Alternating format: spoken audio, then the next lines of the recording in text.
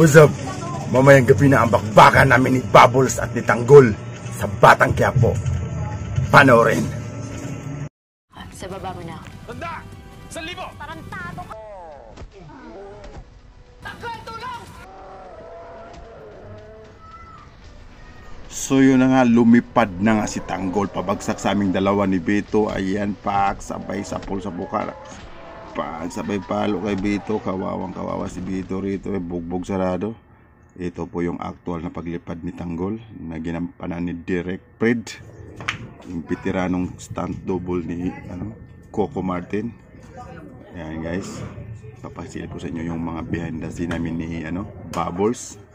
Ayan, yung nasa bandang kanan ko, yun yung kadouble ni Bubbles, yung kapares ng damit. Pero yung hawak na hawak ko sa dib ay sa balikat, yan po ay totoong iba na yan guys. Ayan, nire-rehearse namin kung ano yung mga fight scene namin, mga moves.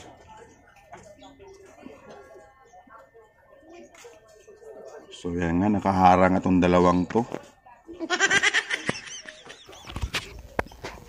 O yun, nagpa-practice siya kung paano niya ako sasapulin. Ayan, sabay hawak ko sa balikat niya, sabay bali, sabay sapul sa mukha. Boom! Talsik. Ang totoo po niya wala po talagang tumatama dyan. Kailangan acting lang yan. Pero may time na tinamaan talaga ako dyan sa ilong. Pero nagsorry naman siya sa akin. Panoorin niyo po ang buong video guys sa aking YouTube channel, alias Pogi TV. Ayan, maraming salamat.